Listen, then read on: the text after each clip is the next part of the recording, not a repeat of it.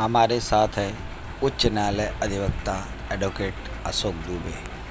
आइए हम इनसे बात करते हैं कुछ अहम मुद्दों पर। यहाँ पर जैसा कि आप देख रहे हैं कि राजनीति में कितनी ही उठापटक हो रही है, कितने बदलाव आते जा रहे हैं। अभी आपने हाल ही में देखा कि शिवसेना और बीजेपी गठबंधन में यहाँ पर सत्ता में थी, फिर बाद में अचानक ऐसा बदलाव आया कि जो शिंदे लोगों को लेकर, अपने कई नेताओं को लेकर यहाँ से लापता हो गए। बाद में उद्धव को मुख्यमंत्री पद से इस्तीफा देना पड़ा और शिंदे जो है मुख्यमंत्री बन गए। तो अभी जो परिवेश चालू है, तो दुबे जी ये बताइए आपकी ये होने का सबसे बड़ा कारण क्या है? राजनीति में ये सारी चीज़ें कॉमन होती है। राजनीति में एक वर्ड है महत्वाकांक्षा। हर आदमी महत्वाकांक्षी होता है। एक नगर सेवक भी चुना जाता है तो उसकी महत्वाकांक्षा ये होती है, अगर उसको किसी पार्टी से टिकट मिल जाए तो वो विधायक बन जाए।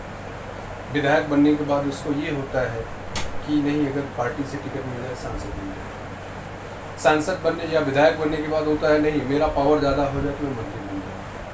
तो ये जो महत्वाकांक्षा वर्ड है, इसकी डिफिनेशन, इसकी परिभाषा बहुत व्यापक, और उसकी वजह से लोग सिद्धांतों को भूल जाते हैं। सैद्धांतिक राजनीति नहीं रह जाती। जो आदमी सैद्धांतिक होगा वो राजनीति में सरवाइव कर पाना बड़ा मुश्किल हो जाता है उसके। अच्छा, आप ये बताइए कि एक्चुअल में राजनीति क्या है? जो राजनीति को आज लोग एक अलग ही वे में लेके जा रहे हैं, तो हकीकत में राजनीति ये जो शब्द है, ये शब्द किससे बना है और क्यों बना है? देखिए, दो चीज़ें हैं। आपका जो क्वेश्चन है वो एक राजनीति की अगर बात कर रहे हैं आप, तो कोई भी राजनेता जो शिंदे कर रहे हैं, जो उद्धव ठाकरे ने किया, जो फडणवीस ने किया, जो अजीत दादा पवार ने किया, या जो शरद पवार जी ने किया, सब यही करेंगे। क्योंकि अगर हम कांग्रेस से लेकर के सिंस इंडिपेंडेंट अगर हम देखें, तो जो भी पार्टियां सत्ता में होती हैं, केंद्र में होती हैं, उनका यही सब चीज़ चलता है और राजनीति में यही चलता है। दो चीज़ें डिफरेंस है, राष्ट्रनीति और राजनीति। राजनीति यही होती है जो मतलब हर कोई करेगा, क्योंकि रास्ता ही वही है जाने का, करने का, दूसरा कोई रास्ता नहीं बचता। केंद्र में रहेंगे तो उनको ये होगा कि नहीं, हर स्टेट में मेरी सत्ता हो, और अगर उनके पास पावर है तो उसको यूज़ करते हैं। अगर यूज़ नहीं कर पाते तो उनको गाली भी दी जाती है कि इसके पास पावर होते हुए भी नहीं यूज़ कर पा रहा है, ठीक है, इसको सरकार चलाने नहीं आता है। तो ये उठापटक, ये मतलब एक आलोचना करना, उनकी प्रशंसा करना, ये अलग चीज़ से चलते रहता है। उसमें कोई किंतु परंतु सोचना ही नहीं चाहिए कि राजनीति, एक्चुअली राजनीति यही जो देखा जा रहा है। हाँ, लेकिन अगर राष्ट्रनीति की बात करें तो राष्ट्रनीति राजनीति से कहीं ऊपर है, और सबसे पहले राष्ट्रनीति होनी चाहिए। जो आदमी राष्ट्रनीति करता है वही सबके दिलों पे राज करता है। राजनीति करने वाला आदमी सिर्फ अपने परिवार या अपने दल तक का ही फायदा उठा सकता है। बहुत बढ़िया आपने बात की है।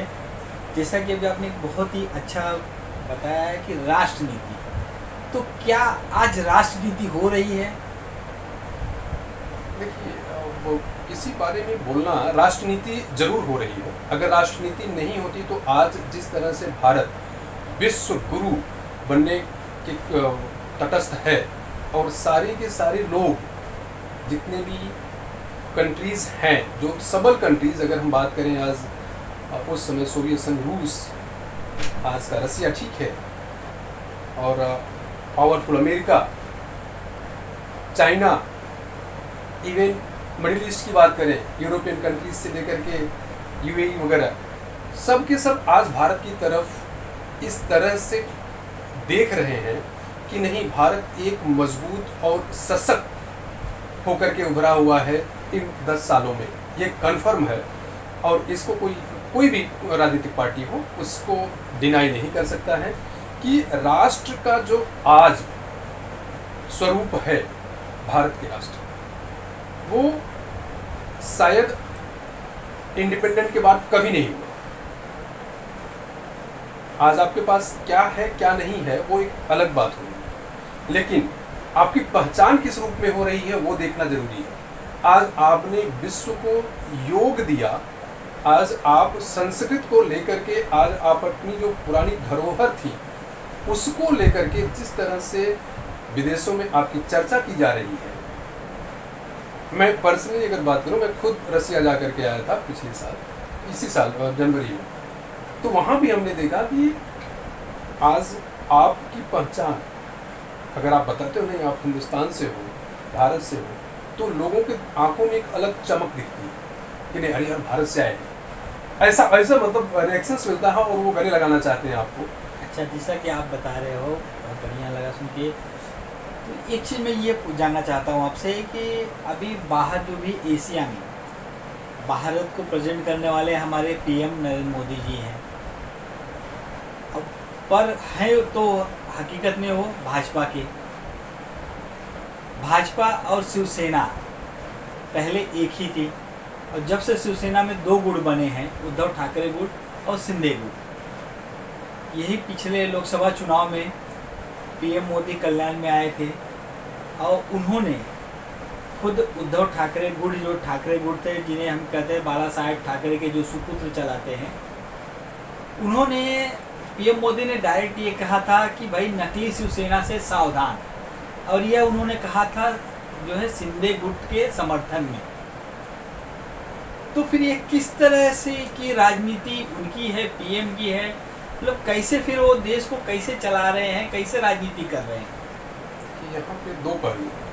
पहली चीज़ तो प्रधानमंत्री जो होते हैं वो किसी पार्टी विशेष को रिप्रेजेंट नहीं करते हैं जब वो अपनी सीट पे होते हैं, लेकिन वहाँ पे उन्होंने किया है।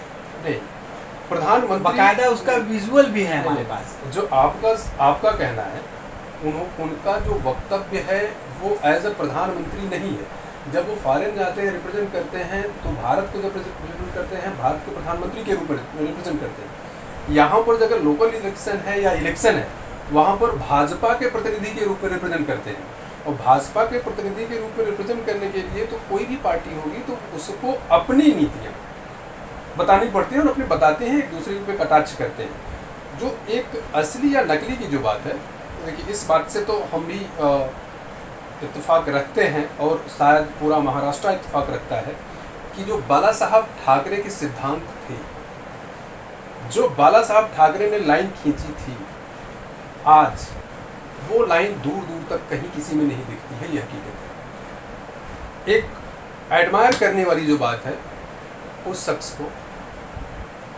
न तो कभी वो चीफ मिनिस्टर बने, न तो कभी प्राइम मिनिस्टर बने, लेकिन उस शख्स के लिए हर देशवासी की आंखें नम थी, और वो एक ऐसा मतलब महाराष्ट्र में पैदा हुआ एक ऐसा शेर जो कि पूरे विश्व में दहाड़ता था बिना किसी पावर के। ऐसा नहीं कि नहीं उनको प्राइम मिनिस्टर बना दिया, तो मतलब ऐसा कोई प्राइम मिनिस्टर भी नहीं दहाड़ पाया होगा जैसा कि बाला साहब ठाकरे, माननीय बाला साहब ठाकरे जी उस समय मतलब दहाड़ा करते थे, और उनकी आवाज़ पे लोग सन्न हो जाते थे, चाहे वो पड़ोसी देश हो, चाहे फॉरेन हो। इवन जो रूलिंग पार्टी के लोग होते थे, जो सत्ता में बैठे हुए लोग होते थे, प्राइम मिनिस्टर से लेकर के इवन मुख्यमंत्री तक, यहाँ तक उनका पावर उनके सामने कुछ नहीं हुआ करता था। एक्चुअली वो आदमी वन मैन आर्मी थे, और उनको हम सब नतमस्तक होते हैं। जैसे कि लोग शिवाजी के बारे में सोचते थे, छत्रपति शिवाजी महाराज के बारे में जैसा सोचा जाता था, वो छवि हमको बाला साहब ठाकरे में देखने को मिली थी। लेकिन दुर्भाग्य है कि उस सिद्धांत को हम सतत कंटिन्यू नहीं रख पाए हैं, और ये महाराष्ट्र के लिए भी दुर्भाग्य है, देश के लिए भी दुर्भाग्य, ये माना जाएगा, यह हकीकत है, क्योंकि वैसा नेता नहीं। जैसे कि अभी हाल ही में हुए लोकसभा चुनाव में उद्धव गुट ने काफ़ी अच्छा प्रदर्शन किया, और शिंदे गुट को बहुत ही बढ़िया नहीं कह सकते, उद्धव गुट से कम ही रहा, क्योंकि उद्धव गुट लगभग अंदाजन मेरे ख्याल से 7 सीट लाई थी। कि जो अगर आप लोकसभा की बात करेंगे, ओवरऑल लोकसभा की बात करेंगे, तो ये न तो इंडिविजुअल उद्धव ठाकरे की जीत है, न तो इंडिविजुअल कांग्रेस की जीत है, न तो इंडिविजुअल शरद पवार की जीत है, और यही कंडीशन हर स्टेट में हुआ है। जो एक गठबंधन बनाया गया है, उस गठबंधन में विचारधारा वाली बात हुई। उस विचारधारा के तहत जैसे आज रिलीजियस बातें भी बहुत सारी चल रही हैं, तो बीजेपी की विचारधारा टोटल अलग है, जहाँ से कि एक वर्ग विशेष बीजेपी की विचारधारा को टोटली इग्नोर किया हुआ है, नहीं करता है, और वो वर्ग विशेष किधर जाता है वो उसका इम्पोर्टेंस बढ़ जाता है। तो कांग्रेस के साथ में गठबंधन है, कांग्रेस के साथ में वर्ग विशेष पड़ा हुआ है, ये सच्चाई है। ये आप मतलब आपके लिए भी सच्चाई है, मेरे लिए भी सच्चाई है, और हर पार्टियां जानती हैं। ठीक है, हम आप यहाँ पे आपका मानते हैं। चलिए हम अब आपको लेके चलते हैं उत्तर प्रदेश में। उत्तर प्रदेश में तो बीजेपी स्वतंत्र लड़ी थी, वहाँ पे इसके पूर्व जितने उसके सांसद थे उसकी अपेक्षा अगर देखा जाए तो इस बार काफ़ी सीटें उनकी गिरी, और ऐसा कहा जाता है कि हालांकि बीजेपी द्वारा तो ये आरोप लगाया जाता है कुछ कि भाई उसके जिम्मेदार योगी जी हैं, सीएम जो है अभी, परंतु अगर हम एक सामान्य जनता की राय लें, उनसे हमने भी बातचीत किया, विचार विमर्श किया, तो उनके हिसाब से ये था कि उसके पीछे का सबसे बड़ा कारण अमित शाह जी थे, जिन्होंने कि योगी जी के कार्यों में हस्तक्षेप किया। उन्हें योगी जी ने जो लिस्ट बनाई हुई थी वो लिस्ट को उन्होंने काफ़ी कुछ काट छाट किया, जिसकी वजह से ये हुआ। तो इस बारे में आप क्या?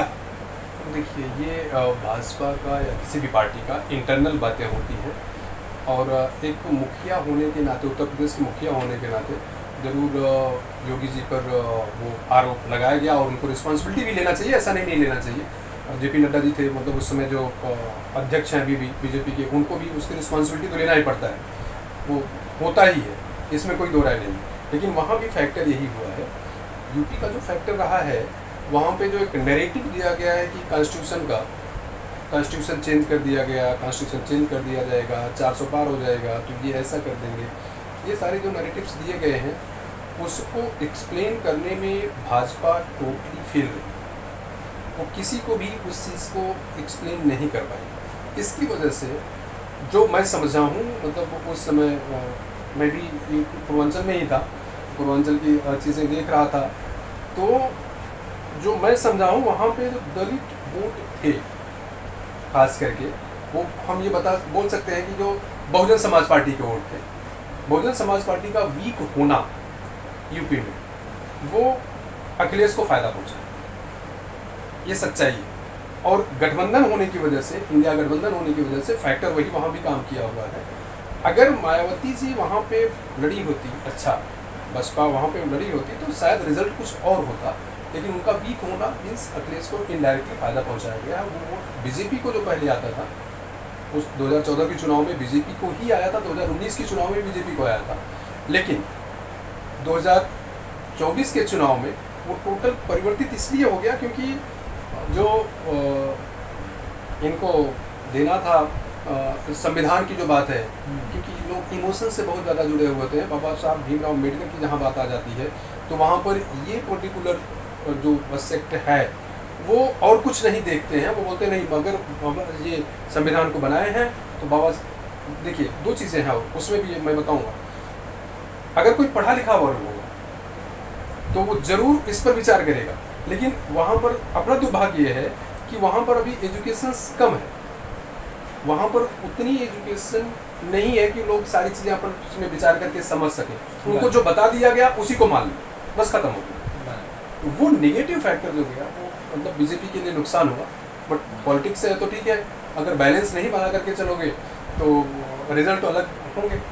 और कभी भी मतलब एक हाथ में ही अगर रहोगे तो जाहिर सी बात है, वो तो वहाँ पे आप अगर न्याय भी करना चाहोगे तो अत्याचार दिखेगा, इसलिए बैलेंस बनाना जरूरी है। तो जनता अपने हिसाब से रिजल्ट देती है। तो क्या लगता है आपको कि अब आगामी विधानसभा चुनाव जो आने वाले हैं तो उसमें भी अलायंस होंगी पार्टियों के, या फिर जब अभी माहौल दिख रहा है, जो आसार लग रहे हैं कि सारी पार्टियां इंडिविजुअल लड़ेंगी? देखिए, ये तो चुनाव डिक्लेयर होने के बाद मालूम पड़ेगा, लेकिन मेरा जहाँ तक अनुमान है कि बिना गठबंधन के यहाँ पर कोई नहीं लड़ेंगे, गठबंधन के साथ में ही लड़ेंगे, क्योंकि पता है सबको गठबंधन अगर टूटता है तो वोट ऐसे बिखर जाएंगे कि जिसको नहीं सत्ता में आना है वो सत्ता में आ जाएगा, और जिसको सत्ता में आना है वो सत्ता से कोसों दूर हो जाएगा, उसको कुछ पता नहीं लगेगा। इसलिए मैं जहाँ तक समझ पा रहा हूँ कि मतलब सबके सब गठबंधन में ही लड़ेंगे और इंडी गठबंधन कंटिन्यू रहेगा ही, चाहे जिस लेवल पे उनको समझौता करना पड़े। भले अभी आज नाना पटोले कुछ भी बोल रहे हो, बट वो भी जानते हैं अच्छी तरह से कि अगर हम गठबंधन तोड़ते हैं तो हमारी पोजीशन क्या होगी महाराष्ट्र में। तो मुझे नहीं लगता कि जो शीर्ष नेतृत्व कांग्रेस का वो गठबंधन को तोड़ेगा किसी तरह से, तो पॉसिबल नहीं दिखता है किसी तरह से। बट राजनीति में भाई कुछ भी हो सकता है, संभावनाएं हैं तो कर सकते हैं। धन्यवाद दुबे जी। अभी आप सबने देखा, हमने जो है राजनीति को लेकर दुबे जी से काफ़ी कुछ चर्चाएं की और काफ़ी कुछ इन्होंने बताया भी। हालांकि इनका मानना है कि विधानसभा चुनाव में जो है पार्टियां गठबंधन से ही लड़ेंगी, अलायंस के बिना नहीं लड़ेंगी। हम फिर हाजिर होंगे आपके साथ इसी तरह की अन्य कई रोचक जानकारियां लेकर, और अन्य कई विषयों पर चर्चा भी हम करेंगे।